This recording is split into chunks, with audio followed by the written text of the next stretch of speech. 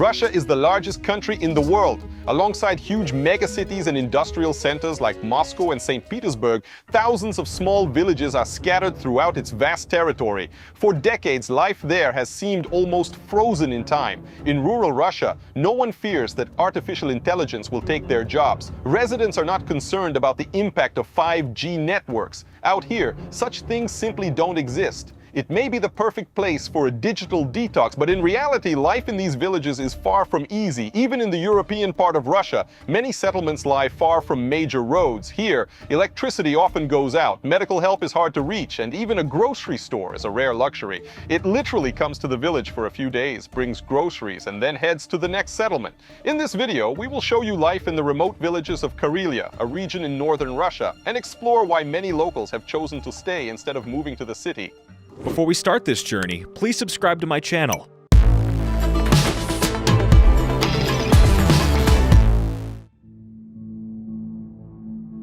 The first point on my journey was this village called Bolshie Gori. This village was covered by local media a few years back when its residents complained about the shortage of bread and other products. After this coverage, the local administration finally fixed the problem and added the village to the mobile shop's destination list. The mobile shop delivers everything. The girls working there are very nice. We have a phone number of their shop to make orders, and they deliver everything we need. Our mobile shop comes through here every Tuesday, once a week. We arrive here at 12:30 p.m. That's the time we normally agree on.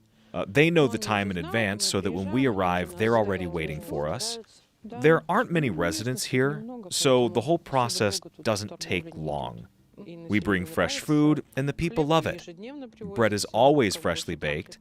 We get it from the bakery every morning, so it always gets here fresh. We get dairy products on Mondays, and on Tuesdays we deliver it, so it's also fresh. We also constantly update our range of products, and we never receive complaints that something wasn't fresh. There's so many things we can deliver, even utensils. We can even go to the pharmacy if someone needs medicine. I've been working for about 5 years in the mobile shop. We used to come here more often, twice a week. Now it's just once. I didn't find this job. I always say it found me. There were 2 guys working before me, but they left for some reason. Right now, the road is more or less decent, but in spring it gets more dangerous. I used to be a trucker, so I know how to handle these roads, and now I work here. Bolshie Gori is a gloomy village with old rickety houses. I asked the locals what this place used to look like. There used to be a school, a kindergarten, and a paramedics hospital. Also a club. We used to have all that, and now we don't have anything, not even a supermarket. The building of that club used to be part of a concentration camp where people were shot, and now it's totally abandoned, it's all rusty. How could they just leave it like that? Why not turn it into a historic site, or put a sign on it saying there used to be a concentration camp here? Now it has a leaking roof. It used to be a house of culture. It was closed about 5 years ago. Even more, 6 or 7 years ago. I used to work there. During wartime, it was a concentration camp. There was a hole right underneath it where shooters used to sit before the executions. This is truly a historic site. They should fix it. It's just the rooftop that needs fixing. That's it, just to prevent the leaking and rotting. If you like this video so far, please share it on Reddit. It'll help this channel grow. After the Bolshie Gori village, I headed to another remote region where the mobile shop delivers necessities. Tell me, please, where'd you get this idea to buy a van and start delivering food? I was working as an accountant when the factory closed down.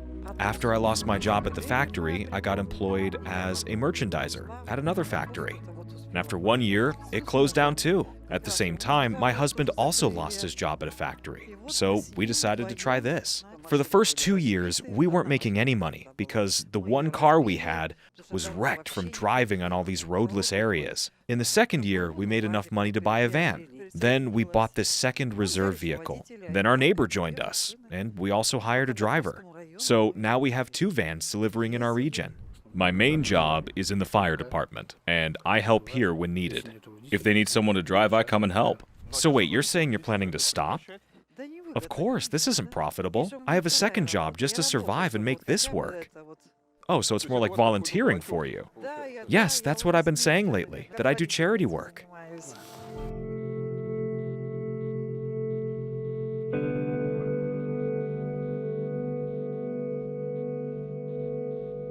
So how long have you been doing this mobile shop business for? I've been doing this since 2008. That's a long time. Yeah, it is. When our factory closed down, I had to look for other ways to make a living. So who came up with this route? I made the route myself. We've been going to this place in particular for 8 or 9 years already. So over these 13 years, what's changed in the village? How do people and their incomes change?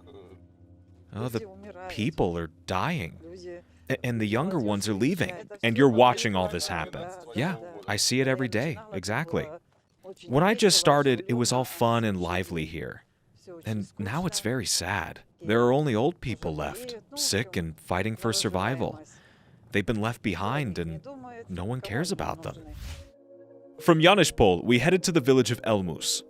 People in Janishpol are connected to the outside world by decently paved roads, whereas further in Elmus the situation is completely different. According to the official data from the latest census of rural settlements in Karelia, in 2013 just 59 people lived in Elmus. Near Elmus there are 2 massive swamps with valuable plants and berries that are under government protection. Traveling inside a mobile shop, I found myself in the villages surrounded by natural monuments. Here, nature is clearly doing better than the people. Elmus constantly experiences power outages, so people often find themselves without light or telephones because landlines don't work without electricity. And those are the only ways of communicating here. In 2016, the local company sort of fixed the issues, but people still complain that the electricity goes out with the first gusts of wind. We'd really appreciate it if the electricity issue could just get fixed. They did it all summer and all autumn, but one gust of wind and it all goes out. How can this happen? They get paid for this. They just don't care and we suffer. January of last year, we spent 2 weeks without electricity. Nobody cared. All the poles were knocked down. Every year they fix it and they get money from the budget for it. But every year the electricity still goes out. It's a mess. And they're always turning it off to fix it. Yesterday was a great example. At 2 a.m., they turned off the power, and after 1 hour, they turned it on again. At 6 a.m., they turned it off again. So we spent the whole day without light. Then it's 10:30 at night, and they turn it back on, and we made a few calls while we had the time, because when the electricity goes out, we have no connections. We don't have mobile phones. So we get to sit at home again without electricity. What if you stop? Who's going to bring food to these people? I don't know. I used to have a lot of competition.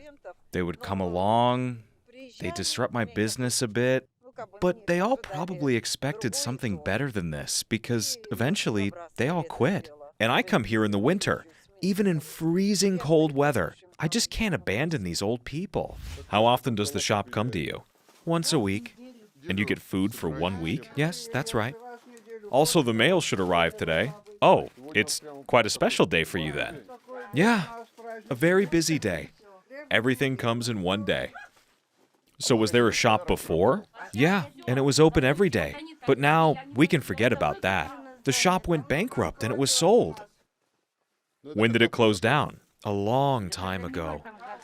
I want to say about 2-3 years ago. And how often do you go outside the village? We don't go anywhere. I've been stuck here for 3 years now. I can't even get to the hospital. To get outside is pretty easy, but how am I going to get back? The taxi would cost me $30. Just for the ride back? Yes. And to get to the nearby city, it costs $36. That's how this works. I asked the taxi driver myself, and he told me $36. What if I got to get to the hospital? I need to see the doctor and get medical tests done because I recently had a stroke. And I can't go because I just can't afford it, considering my pension is $139. $139? Yeah, I can't afford a taxi. Where'd you used to work? I used to sell souvenirs in the city. Then the prices dropped, and because of that, my pension got smaller. But I used to earn good money, like $300. They told us we'd have good pensions, but that changed, so I'm getting a smaller pension now. Are there any buses? Of course not, none. So we're stuck here. The kids can't get out either. Also, our children can't visit us, so we just sit here. If you have a car, you can travel, of course. My granddaughter doesn't have one, so we can't go anywhere. Another problem is firewood. What's the problem there? No one gives us firewood. We're too far away. The last time we ordered it ourselves, it cost $415. Where can we find the money to buy wood for the winter? So you need $415 worth for a winter? Yes, and buying it's just the first part. We also need to split the wood. Moreover, 12 cubic meters of wood isn't enough for a year. Of course it's not enough. We need to heat our houses in the spring and autumn, not just winter. And in winter, it gets so cold that we need to fire the stove 3 times a day. So what's your solution? We can also use electric heating, but then we have to pay a lot for electricity. Sometimes we collect wood that's laying around just so we don't buy it. Eventually, we make it through somehow. That's our life. Can an ambulance get here in case of an emergency? If they have gas, then they'll come. If not, then we have to call the ambulance of Kondopoga. But that would take so long that you can die waiting. It's the same with medicine. The paramedics come once every 2 weeks. They don't bring the pills you need on your first visit. You have to order them first. So if I ask them for medicine on Friday, that's when they come. Then I need to wait 2 weeks for them to bring me my pills. And what am I going to do for 2 weeks without medication? Nothing. I can't get this medication here either. They require prescriptions. Where am I going to get those? When the doctor came last time, I asked her for a prescription. She said, "Oh, I don't have a pen." How's that possible? Does it mean we need to carry pens ourselves? She says, "I'll just tell you the name." And then I told her that by the time I got home, I'd forget it. So in the end, I went home just repeating the name of that prescription over and over so I wouldn't forget it. And then I still have to wait for it. Right, because there's no pharmacies here. Exactly. We don't have them. That's how we live. We always need to stock everything, and with our pension, it's difficult to buy in large quantities. You never know where you'll have to spend money next, either on food, electricity, or to save up for firewood. So we have to survive. What are you getting for this week? 3 loaves of bread. I have 2 dogs. Gotta feed them. Also some meat products and some cereals. I get most of the stuff from my son, actually. Oh, he brings it to you from the city? Yeah. So what did you used to have here? Oh, we had a club, a house of culture, a village council. There were many people, a lot of jobs. And now there are no people. Everyone died. What was the population before? In total, there were about 2,000 people. We're now traveling around Karelia, and there are many small villages along this route. In summer, they're relatively lively. Some people come for vacation, some send their kids here. Whereas in winter, these villages are practically empty. Despite the size of this village, there are only a few dozen people living here. And it doesn't have anything. No shops, no post office, no buses. You can't come here unless you own a car. It seems crazy because you're just a few hours away from Petrozavodsk, where you have restaurants, coffee shops, hotels, and life is everywhere. And then a 2-hour drive takes you to a place that's frozen in time, where a mobile shop comes once a week and people grab food for the next 7 days, and nothing is going on here. There's not even a proper telephone connection. You'll pick up the phone thinking that you're not that far away from the city, but the phone doesn't even connect. You can't make a phone call. That's how people live here. Calling an ambulance is a nightmare, especially at night. Whew, that's it. You're dead. One time, someone called an ambulance from Kondompoga, and they died while they were waiting. Was this in your village? Yeah, it was.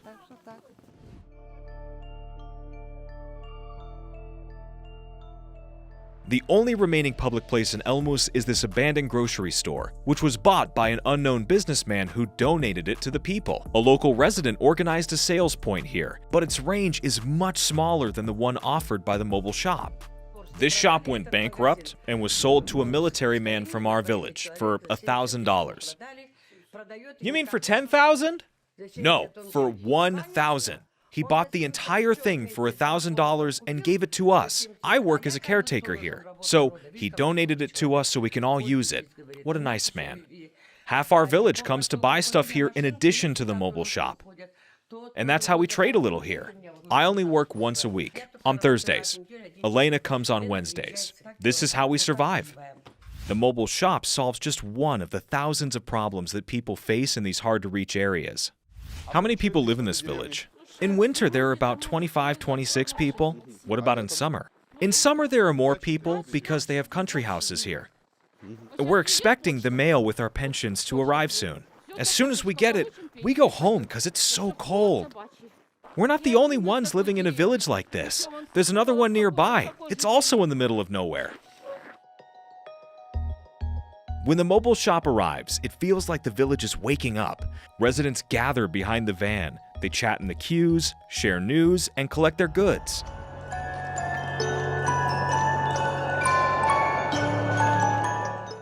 These villages are left in survival mode. Fortunately, the roads to this one are cleaned. Yesterday, I went to a village that didn't even have a proper road leading to it. It's that feeling of driving through a blizzard and thinking that you can crash at any second. But I drive on because I know they're waiting for me. There aren't many of them, but they're waiting in that cold. It's nice that I now have a fixed schedule. Makes life a lot easier. I know where and when people are waiting for me. This allows me to get to more places.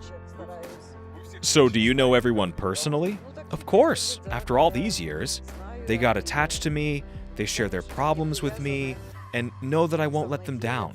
There were times when my van broke down and I needed to urgently look for transport. One time I came through on a truck. It was ridiculous. Now they know that I'll come no matter what, that they won't be left behind.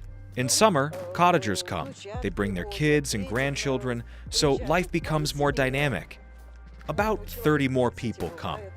Oh, so in summer, business gets better. Yeah. So soon there's not going to be any old people left in these villages. Probably. When I had just started, there were so many people. And now, especially when I see people coming back after winter, I notice that many of them are missing. COVID makes it even worse. I see people disappearing right in front of my eyes. They're dying. Yeah. So many of my clients passed away. During the COVID times, I mean. Now, we're going to a village that's 10 kilometers from here. I have one granny living there. Who's going to go this distance for one person? No one would do that. I'm just doing it because I can't leave them, like I said. Although she's the only one there. Her husband died. It's not like she needs a lot. No, almost nothing. So you'll spend more on gas than you'll earn. Absolutely. The expenses exceed the revenue. But, oh well, I still go. All these years, we didn't get any help. Although we contacted the mayor's office and the legislative assembly, we asked them all for help. All they did was build these tents. At least my products are protected from the rain. It was terrible when it was raining or snowing. The grannies had nowhere to hide. And now they can at least sort their stuff out on the benches. This is our achievement. So the shed was made specifically for this? Yeah, we forced them to install this shed so that you can come and put your stuff out here. Yeah, because before, nothing was built around this. This is all I could get from them in 13 years. The last destination of our route was the village of Justozero. It's also located on the shore of the lake, and also has a natural reserve nearby, a unique spring lake. The living conditions in Justozero are similar to those in Elmus, but in some aspects they're even worse. For example, in Justozero there's no permanent electricity. It works from 2 p.m. until midnight. Without electricity, people constantly lose connection, and their food spoils in the fridge. And just like in the villages we visited before, there are no jobs. What is this bus stop over here? This is their bus stop, and this is my shed. This is a bus stop that was once operational. Back in the days when buses used to run here. Probably. And this was built for you, right? Yeah, this is what I got after all these years. Who made the decision to install it? Kondopoga City Council. Did you send them a request or something? We sent requests, we visited them, knocked on doors. That's because they need to plan the budget accordingly. Eventually, they included this shed in the budget and built it for us. In this village with one resident, you don't even use it, right? Only in summer. Now I just have 2 customers. That's it. Do you create the assortment yourself, or do they order specific items? I already know what they want and what they expect. I know each person and what they like. They're all quite old people, so it must feel like one big family. Yeah, it's exactly like that. Here you go. You can take this one for free. How are you doing? Not bad. How's life here? It's fine. They give us bread. Bread, I see. Do you live here all year round? Yes. And what do you do here? I keep livestock. What kind of livestock? A sheep and a goat. Oh, wow. Also chickens. And cats. How many cats? 3. 3 cats. That sounds like it doesn't get boring here. Oh, there's no time to get bored. During the war, it used to be a communication house. The house you live in now? Yes. I come from another region. Aunt Nina, would you like some snacks for your tea? Here, take some. Do you have tea at home? Yes, I'll go make some now. Here, drink it with these cupcakes.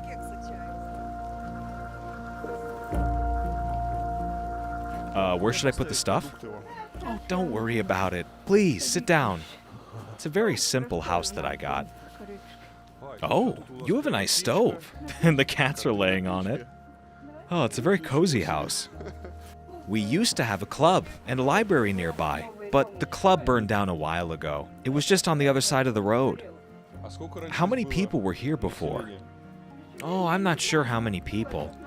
But there were 16 cows in the village when I moved here. 16 cows? And now? Now it's just the one goat that I have. When all the men died, it was difficult for the women to keep livestock. Let's see, what do we have here?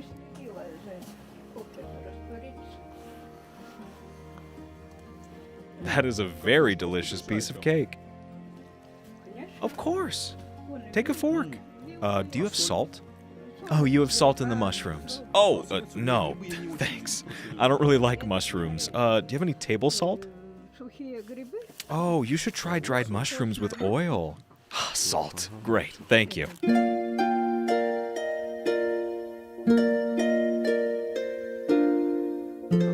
I brought some sweets for you. Oh, thank you. My daughter lives in the city, and she also brings me food every now and again. There's no such thing as too many sweets. How old are you, by the way? I turned 73 last November. Ah, got it, 73. Yeah, we've had many long livers in our village. There's another woman here who's 91 years old. Wow. Yeah, and she stays active. So, do you watch television? Yes. At 2 p.m. I turn it on, also in the mornings. So the electricity turns on at 2. Yes, that's right. Until when? Until midnight. So for the whole day? Yes. Also in the morning from 9 to 11. And what do you watch on television? Oh, everything. You know, I like to watch Putin. In Ustozero, electricity has a strict schedule. Residents told me that once, when there was no electricity in the village, they couldn't call an ambulance for a man who became seriously ill. We didn't have a phone connection, so we couldn't get out. The phone wasn't working, we couldn't call an ambulance, and he died. A social worker comes here once in a while to provide medical service to us. And if you get sick, we have a cemetery nearby. So does that mean that the ambulance won't come here? Oh, it will. But how fast? Oh, my father got sick last year, and he got help from the Ministry of Emergency Situations. At first, our local ambulance came and gave him a painkiller. And after that, he started going crazy. The second ambulance arrived an hour or 2 later. By the way, can I see your goat? Of course, let's go have a look. I hope the rooster doesn't attack us. Oh, wow. That's incredible. Calm down, easy. Don't attack. He's majestic. Unfortunately, he froze off his comb last winter. He was in another barn. Is this the angry rooster? Yes. Petya, stay calm. Are you defending yourself with a shovel? Otherwise, he goes for my leg. Go away. So, what can be done to revive the village? Or is it too late to do anything? Why? It's developing anyway. But it's only the cottagers who come here by now, right? Well, it's the children of the villagers who used to live here. Their parents died and they took over the houses. Now they refurbish them. They refurbish, but they don't live in them, right? Well, they live here during summertime, but only in summer. Some people come in winter too, for Christmas especially. Oh, so in Christmas there's a lot of fun here, right? Yeah, kids come here for the holidays. I'll show you the mask I was wearing last New Year's Eve. My grandchildren take acting lessons back in the city. I was wearing this mask for the new year. How old is this mask? I'm not sure. It is very old. I bought it one day for a special occasion.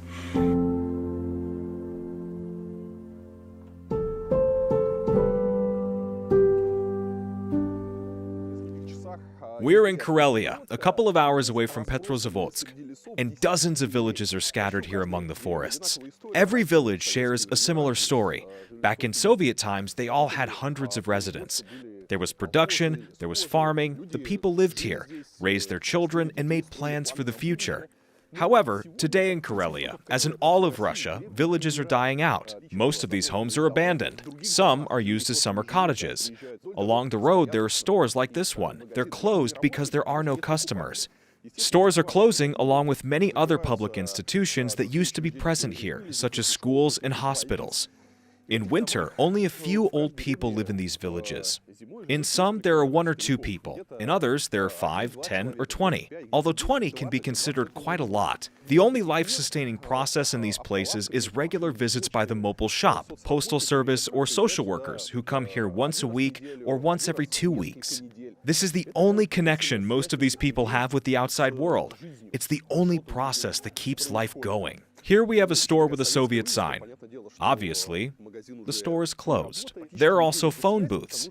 Actually, the village has practically no phone connection because there are so few people living here. Just like it's unprofitable to run a shop, it's similarly unprofitable to install cell towers. That's why you only have connection if you install a private antenna that picks up a cellular signal from remote towers and amplifies it. Also, there are these phone booths that have been installed by the Russian telephone provider. In theory, we should be able to make a call from it. Let's give it a try, see if it works, and see if I can call someone. Although, judging from the lack of footprints in the snow, it's probably not used very often. Let's see if there's a signal. Nope. What a shame. Nah. Nope. Not even a dial tone. End of story. Elena, the mobile shop owner, and Aunt Nina from Ustozero spoke warmly about a farmer from the village of Svyatnovolok. He delivers fresh milk and meat to the nearby villages. I paid him a visit to see the life of a Karelian farmer. Do you have cows? I do. Can I take a look? I want to see the cows. You are a legendary man. Everybody speaks so highly of you. All the grandmas are proud of you. How many cows do you have? In total, with the calves, I have 40. 40 cows? No, the calves don't really count. How long have you been doing this for? About 10 years. Did you move here from somewhere? No, I'm local. So you decided to raise the cows and sell milk? Milk and cows. Oh, wow. That's impressive. Please, go meet the cows. So, do you only sell in the villages or also in the city? It's impossible to sell in the city without connections. Do you have an established customer base? Pretty much. The production volumes aren't so big anyway. Oh, look, she managed to get out.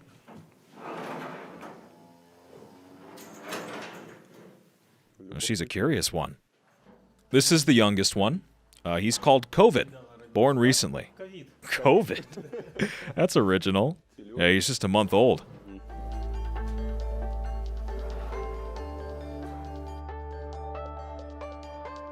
What's going to happen to these people if you suddenly stop delivering to them? Oh, I have no idea. I can't even imagine it. Of course, it'll be bad for them, but they'll probably find a way out. Maybe they'll ask their children or neighbors for help. Maybe they'll help each other. I don't know, but obviously this isn't normal. I was wondering if people's diets are changing over the years, in terms of what they can afford, the pensioners. Well, they're eating less. You can notice that just judging from the assortment of your shop. Yeah, some items that used to be popular are now not selling so well. Like I said, the situation today is just awful. Either they don't have enough money, or they're too old. You could see for yourself just how modest their shopping habits are. True, they mostly buy bread. You don't even deliver meat, do you? We do. We have pork, chicken, everything. I saw chicken feet. Oh, chicken feet are for the dogs. That's animal feed. It comes separately. It's actually a very interesting job that you have. Oh, nothing interesting, to be honest. I don't even want to carry on doing this. I get that it's difficult, but it's very noble. I just want peace. What are they going to do without you? I'm not sure about that. Did you see how they were running to you? Yeah, it would be bad for them. Also, when they have no money, they take it and pay next time. Do they always pay you back? Yes, when they receive their pension, which is very small. We also bring them non-food products sometimes. Say an old lady needs to clean the roof. Who's going to bring her a ladder? Me, of course. I try to meet all their needs, because who else would? Maybe you could help us. We live in remote populated areas. Why does the state not take care of us? We're not young girls. We can't do everything ourselves. We're people of age. Why forget about us? Back in the old days, we used to work for the betterment of this country. This is the story of how one lady did more than all the local governments combined. People like Elena save lonely Russian pensioners who too many have forgotten about. I just hope that civilization reaches these villages before all the inhabitants disappear. If you enjoyed this video, please leave a like and share it on Reddit.